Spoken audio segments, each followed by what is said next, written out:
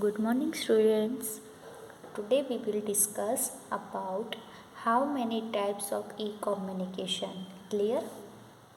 ये जो क्वेश्चन है आपको एग्ज़ाम में शायद 4 मार्क तक आ सकता है, क्योंकि इसमें टोटली आपको 9 टाइप्स दी है। इसलिए अगर 2-3 मार्क में आता है तो आपको क्या करना है, पहले सारे जो टाइप्स है वो लिख लेना है एंड फिर उसमें आपको जो अच्छी तरह से आता है वो वाला एक्सप्लेन करना है। क्लियर? तो चलो आज देखते हैं कि कितने टोटल टाइप्स है। 9। फर्स्ट वन है e commerce, E banking, e learning and video conferencing, e tendering, e auction, E filling, E booking, E stamping and e governance. Clear? चलो अब इसमें टिप में देखते हैं। इसमें से एसक्यू एंड एमसीक्यू भी पूछा जा सकता है, तो अच्छे से ध्यान देना। फर्स्ट वन है हमारा ई कॉमर्स। देखो आपको एक चीज़ माइंड में आई होगी कि सभी के आगे ई लगाया है। E means electronic. क्लियर? चलो देखते हैं ई कॉमर्स में क्या आता है। when a product is sold or purchased without any restrictions of time and place with the use of electronic media through internet, it is called e-commerce। यानी कोई भी प्रोडक्ट आपको परचेज करनी है या फिर सेल करनी है तो कहीं पे जाके आपको सेल करने की ज़रूरत नहीं है, कौन सा टाइम है वो भी लेने की ज़रूरत नहीं है। जैसे कि आप एज एन एग्जांपल ऑनलाइन समझ लो, अमेज़ोन।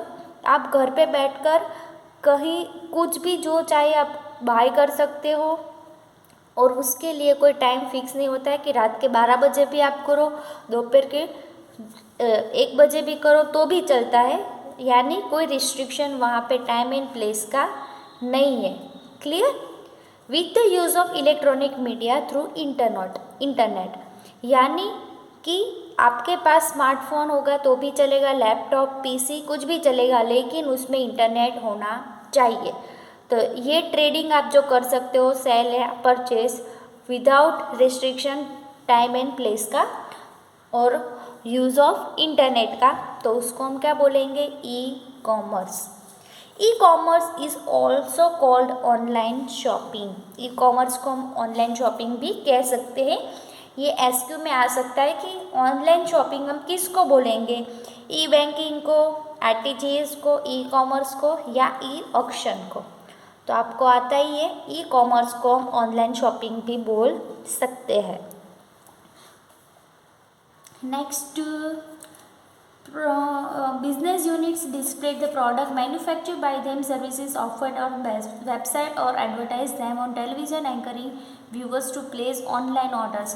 यानी ऑनलाइन ऑर्डर के लिए जो प्रोड्यूसर है वो क्या करेगा, एडवर्टाइजमेंट देगा ताकि जो बायर्स है, जो मार्केट में लोग घूम रहे हैं, उनको पता चलेगा कि ऐसी कोई प्रोडक्ट है वो मार्केट में आई है तो उसको परचेज करना चाहिए। Products are sold or purchased either by visiting the website or through mobile app। यानी आपको अगर प्रोडक्ट सेल और बाय करनी है तो आपको एप्लीकेशन जो कि वो डाउनलोड करनी पड़ेगी, या फिर आप डायरेक्ट गूगल पे जाके, वेबसाइट होती है उनकी, वहाँ पे जाके भी ये चीज़ कर सकते हो। तो आपके पास अगर मोबाइल फ़ोन होगा तो भी चलेगा, उसमें ऐप डाउनलोड करनी पड़ेगी। Telephone and SMS options are available to make payment either by debit card, credit card, online banking और कैश ऑन डिलीवरी। वहाँ पे वो लोग आपको ऑप्शन भी देते हैं कि आप डेबिट कार्ड से, क्रेडिट कार्ड से, ऑनलाइन बैंकिंग या फिर सीओडी से भी पेमेंट कर सकते हो। यानी कैश ऑन डिलीवरी आपको बताइए कि घर पे आके जब आपके हाथ में प्रोडक्ट आती है उस टाइम पे आपको कैश देना पड़ता है। और डेबिट और क्रेडिट कार्ड में क्या होता है कि आपके पास जो कार्ड होता है उससे डायरेक्ट पेमेंट कर देनी होती है और इसके ऊपर आपको डिस्काउंट भी मिलता है। Clear? The scope of business has increase due to e commerce and the time and money of customers are saved. यानी ई कॉमर्स होने की वजह से जो बिज़नेस है वो इंक्रीज़ हुआ है। अभी आप देख सकते हो कोरोना में लोग बाहर नहीं जा सकते हैं, तो मोस्टली पीपल्स, आप लोगों ने स्टेटस भी देखा होगा कि घर पे बैठ के वो सेलिंग करते हैं, स्टेटस रखते हैं या फिर पर्सनली फ़ोटो सेंड करते हैं। तो उससे क्या होता है, उनका जो बिज़नेस है वो इंक्रीज़ होता है। E commerce could be facilitated from business firm to business firm, यानी B2B, from business firm to customer and from customer to customer. Clear? कि ई कॉमर्स से क्या होता है, बिजनेस से बिजनेस में जो एक्सचेंज होता रहता है, या बिजनेस टू कस्टमर में भी और कस्टमर टू कस्टमर में भी। नेक्स्ट है हमारा e banking. When a customer is able to transfer funds from the website of a bank or a financial institution by using electronic devices, then this service is known as e-banking। यानी कोई customer है हम लोगों की तरह, वो क्या करना चाहता है, अपने जो फंड होते हैं वो ट्रांसफ़र करना चाहता है बैंक से और कहीं दूसरी जगह पे, या तो उसको इलेक्ट्रॉनिक डिवाइस की ज़रूरत पड़ती है, जैसे कि स्मार्टफोन होगा तो भी चलेगा और साथ में इंटरनेट होना चाहिए। तो ऐसे जो बैंक के जो ट्रांजैक्शन है वो ऑनलाइन होंगे, तो उसको हम क्या बोलेंगे, e banking. E banking is a part of core banking services of banks.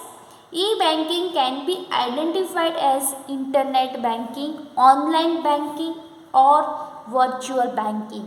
ये क्वेश्चन MCQ में आ सकता है कि ई बैंकिंग को दूसरे कौन से नेम से आइडेंटिफाई किया जाता है, तो ये तीनों में से कोई ऑप्शन होगा वहाँ पे। तो इंटरनेट बैंकिंग से ऑनलाइन बैंकिंग और वर्चुअल बैंकिंग भी उसको कहा जा सकता है। To avail the facility of online banking, the customer has to visit the site of the bank and register oneself. यानी ऑनलाइन बैंकिंग की फैसिलिटी अगर आपको चाहिए तो आपको क्या करना पड़ेगा कि जो बैंक की वेबसाइट है वहाँ पे जाके आपको अपना रजिस्टर करवाना पड़ेगा। After verifying the details, the bank provides pin to the customer through which the customer can make once financial transaction digitally with the bank और विद अदर बैंक और इंस्टीट्यूशन। यानी आप जब अपना रजिस्टर करोगे, अपना नेम डालोगे, एज फीमेल मेल वाला जेंडर चूज़ करोगे, देन वो लोग आपको क्या करेंगे, पिन प्रोवाइड करेंगे। तो वो पिन से आप क्या कर सकते हो, बैंक टू बैंक या बैंक टू इंस्टीट्यूशन, कहीं भी आप जो ट्रांसफ़र करना चाहते हो, जो फंड ट्रांसफ़र करना चाहते हो वो आप कर सकते हो, लेकिन पिन आपके पास होना ज़रूरी है। और पिन का यूज़ हर जगह पे होता है, हर एक ट्रांजेक्शन में होता है। वो 4 डिजिट का आता है। अगर आप लोगों ने गूगल पे यूज़ किया होगा तो आपको पता ही होगा।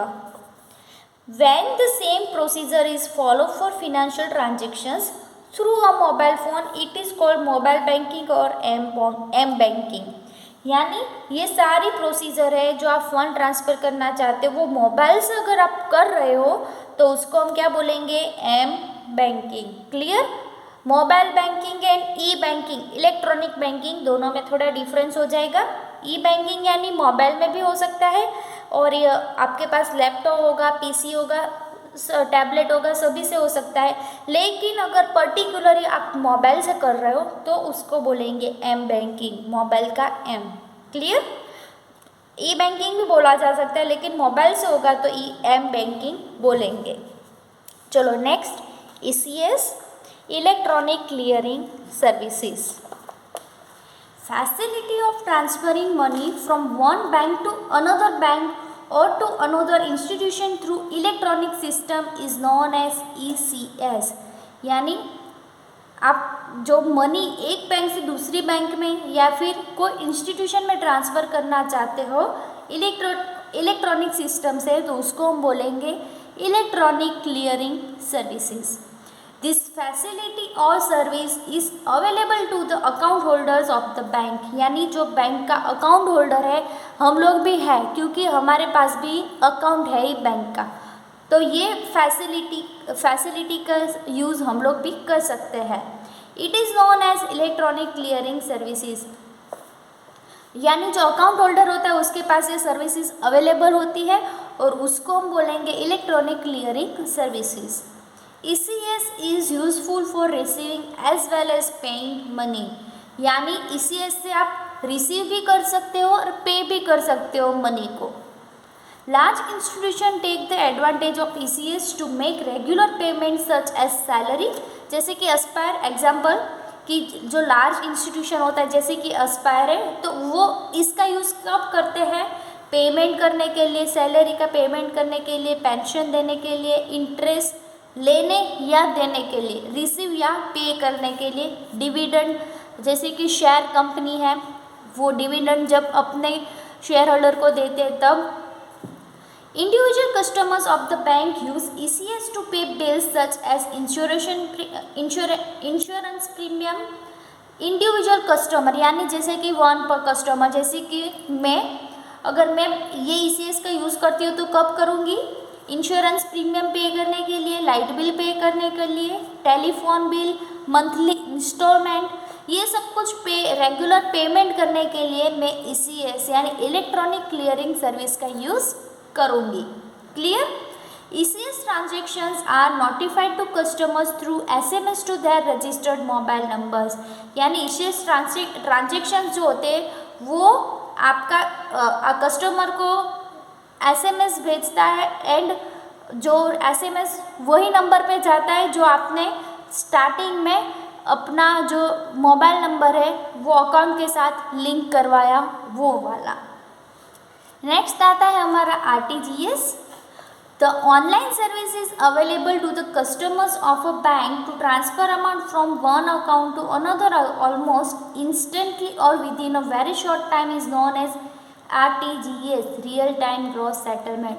आपको सभी जगह पे सेम ही लगेगा और है भी ऐसा ही, लेकिन सिर्फ नेम थोड़े चेंज है एंड थोड़े बहुत अंदर थोड़े चेंजेस है। और आपको अगर नहीं याद रहता है तो आप ऐसे वाले जो एग्जाम्पल है वो याद रख लो कि ई बैंकिंग में क्या होगा कि आपको रजिस्टर करवाना पड़ता है, फिर पिन दिया जाता है एंड फिर आप जो पेमेंट करना चाहते हो वो कर सकते हो। और यहाँ पे होगा कि आपको ऐसे salary, pension, interest, dividend, insurance premium, light bill, telephone bill, ये सब कुछ पे करने के लिए आप ECS का यूज़ करोगे। RTGS में क्या आएगा वो देखते हैं कि अगर कस्टमर है तो उसको कोई भी अमाउंट जो है वो ट्रांसफ़र करनी है वन अकाउंट से दूसरे अकाउंट में, और वो जो बहुत ही स्पीडी हो जाती है, वो बहुत ही जल्दी हो जाती है, इंस्टेंटली हो जाती है, बहुत ही शॉर्ट टाइम पीरियड के अंदर, तो उसको हम बोलेंगे real time gross settlement. Clear? RTGS transactions are notified to customers through SMS to their registered mobile number।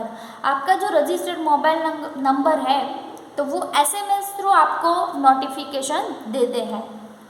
RTGS services are charge by the concern bank as per their rules. यानी RTGS services अगर आप use कर रहे हो तो उसके थोड़े बहुत चार्जेस लगते हैं। The following information is to be filled in online form for RTGS। RTGS का फॉर्म फिल करने के लिए नीचे वाली जो चीज़ें हैं, इंफॉर्मेशन है, उसको आपको फिल करना पड़ता है। फर्स्ट वन है the amount to be transfer, आप कितनी अमाउंट है वो ट्रांसफ़र करना चाहते हो। Second, name of the account holders bank in which amount is to be transfer, यानी आप किसको जो ये अमाउंट है वो ट्रांसफ़र करना चाहते हो उसका name.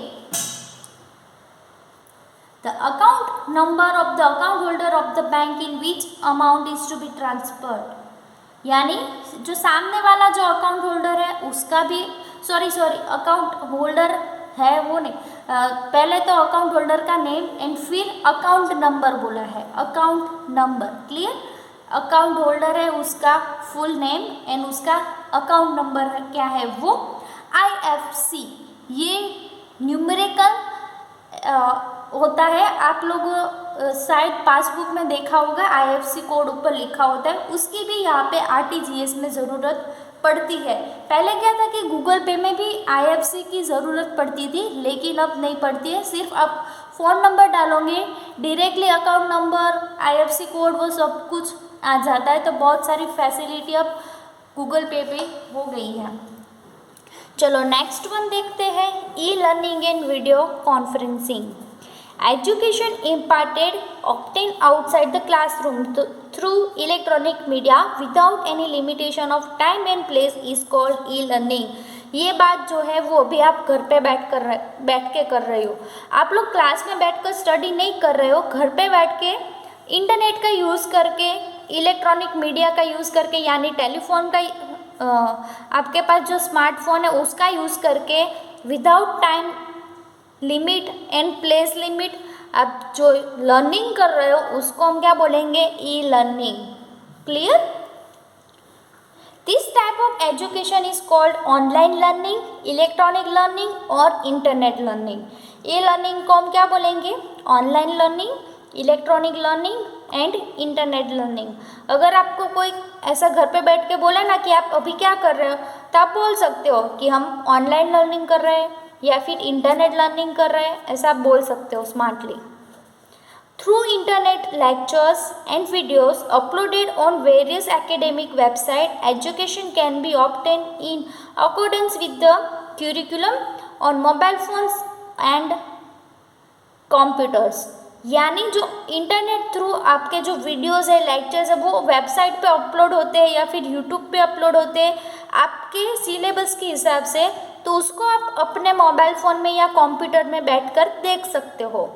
Examinations are conducted online and their results are obtain online. यानी आपकी जो एग्ज़ाम होती है वो भी ऑनलाइन होती है, जैसे कि हम लोगों ने आगे MCQ वाला किया था। हाँ, MCQ नहीं था, थोड़ा शॉर्ट क्वेश्चन वो सब कुछ था। तो वो क्या थी, आपकी एग्ज़ाम थी वो ऑनलाइन थी और आपका रिजल्ट भी हमने ऑनलाइन ही आपको सेंड किया था, तो इसको हम बोलेंगे e learning. Clear? Educational programs are telecast on television. यानी आपने देखा था कि जब लॉकडाउन था तो उस टाइम पे दूरदर्शन पे भी गुजराती मीडियम का जो एजुकेशन के रिलेटेड जो वीडियोस थे वो टेलीकास्ट करते थे। Audio visual communication is carried out through computer और mobile among people sitting at various places. यानी ऑडियो एंड विजुअल कम्युनिकेशन के लिए आप कंप्यूटर पे बैठ सकते हो, मोबाइल फ़ोन में भी, और कहीं पे भी आप बैठ सकते हो। ज़रूरत नहीं है कि आप लिविंग रूम में बैठो या फिर बेडरूम में बैठो, आप कहीं पे भी बैठ सकते हो और आप यूज़ कर सकते हो। This is called video conference.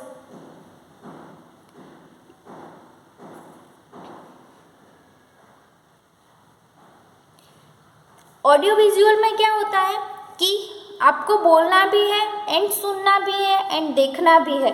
यानी आप जो वीडियो कॉल करते हो ना, वही बात हुई कि मोबाइल फ़ोन एंड कंप्यूटर में बैठ के आप वीडियो कॉल कर सकते हो, यानी वहाँ पे आप बातचीत कर सकते हो, सामने वाले की जो बात है वो भी सुन सकते हो, तो उसको हम बोलेंगे वीडियो कॉन्फ्रेंसिंग।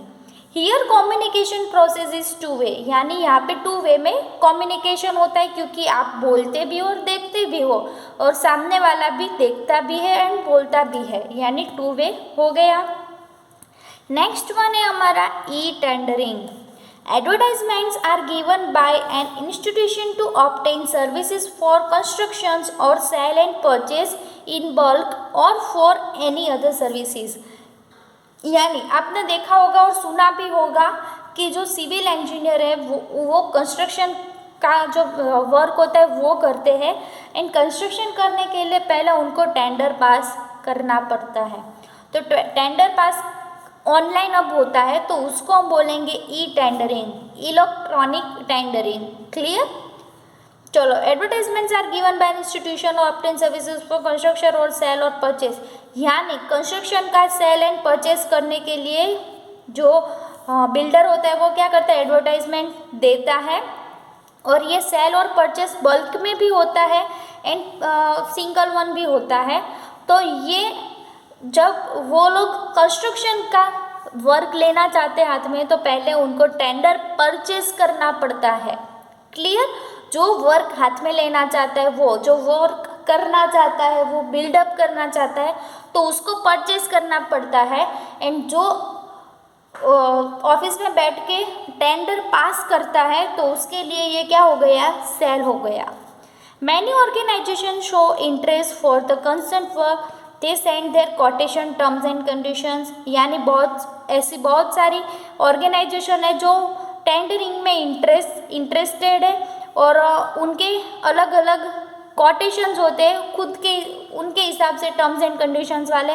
आप लोगों ने देखा होगा कि बहुत ऐसी यहाँ पे नई बिल्डिंग है जो बिल्डअप हो रही है, तो वहाँ पे जाओगे तो वहाँ पे आपको डिफरेंट डिफरेंट टाइप के ब्रोशर मिलेंगे उनके टर्म्स एंड कंडीशंस के हिसाब से।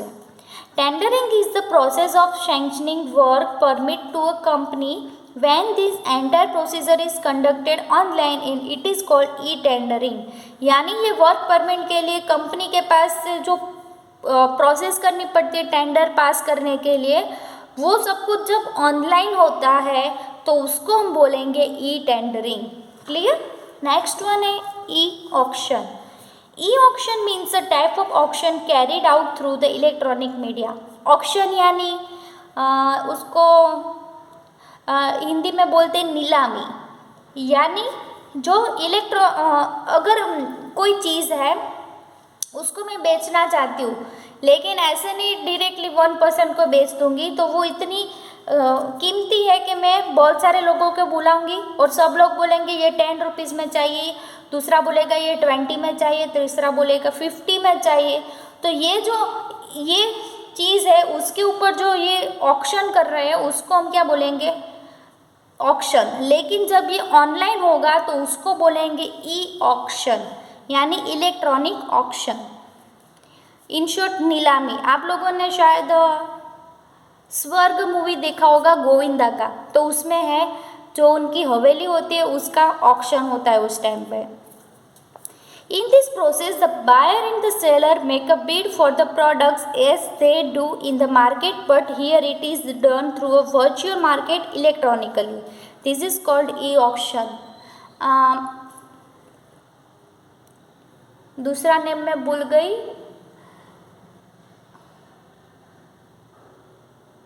आप लोगों ने हिस्ट्री चैनल देखी होगी, वहाँ पे ये आता है ऑक्शन का मोस्टली, लेकिन क्या है वो भूल गई उसका नेम। ओके कोई बात नहीं। चलो, जब बायर एंड सेलर दोनों एक जगह पे मिलते हैं और बिडिंग करते हैं प्रोडक्ट के लिए, तो वो जब मार्केट में जाती है तो उसकी भी वैल्यू बहुत ज़्यादा होती है। तो उसके लिए 2-3 लोग ऐसे होंगे जो खड़े होंगे कि उनको बाय करना है, तो उसके लिए वो क्या करते हैं? बीड करते हैं। जो सेलर है ना वो बीड करवाता है कि तीनों बायर्स को खड़े रखता है, बोलता है कि सबसे ज़्यादा जो इसकी कीमत देगा उसको मैं ये सेल करूँगा। क्लियर। तो उसको बोलेंगे ऑक्शन। लेकिन जब ये बात ऑनलाइन होगी तो उसको हम बोलेंगे ई ऑक्शन। चलो नेक्स्ट है ई filling. Information required by any organization is filled with related documents in a prescribed form and it is uploaded on its website is called e-filling. Filling यानी fill करना। कोई भी इंफॉर्मेशन रिगार्डिंग फॉर्म है वो आप online fill करते हो and submit करवा देते हो वो वेबसाइट पे या फिर एप्लीकेशन में, तो उसको हम बोलेंगे e filling, electronic filling. Clear. Next है e booking. Without restriction of time and place, using the electronic media through internet, railway tickets, air tickets, cinema tickets or any tickets for a program can be booked in advance. यानी कोई भी time and place का restriction के बिना electronic media का use करके, यानी अपना स्मार्टफोन यूज़ करके आप railway ticket, air ticket, cinema ticket और कोई भी टिकट ऑनलाइन एडवांस में बुक करवाते हो तो उसको हम बोलेंगे ई बुकिंग। नेक्स्ट है ई स्टैंपिंग। स्टैंप ड्यूटी आपको पता है कि जो आपका जो पेपर होता है उसके ऊपर एक सिक्का आता है वो लगाना पड़ता है स्टैंप, तो वो अगर ऑनलाइन होगा तो उसको बोलेंगे ई स्टैंपिंग। एंड ई गवर्नेंस यानी government services and related information can be imparted by any person living in the remote areas of the country speedily and transparently in terms of administration through the electronic media. The procedure of imparting government services online through electronic media is called e-governance. यानी government की जो भी services है या उससे related information है वो अगर आप ले रहे हो ऑनलाइन इंटरनेट थ्रू आपके इलेक्ट्रॉनिक मीडिया यूज़ करके, तो उसको हम बोलेंगे ई गवर्नेंस, क्योंकि ये गवर्नमेंट की इंफॉर्मेशन है इसलिए, क्योंकि बस यहीं पे ही हमारा ये चैप्टर है वो कंप्लीट होता है। तो ये 9 टाइप्स हो गए हमारे ई कम्युनिकेशन के। ये चैप्टर नंबर 5 ये कंप्लीट हुआ। अब ये बचा लास्ट 6, तो ये भी हम कंटिन्यू कर देंगे नेक्स्ट लेक्चर से। और ये CC है वो फर्स्ट हम लोग कंप्लीट कर देंगे, फिर स्टार्ट करेंगे हमारा SP।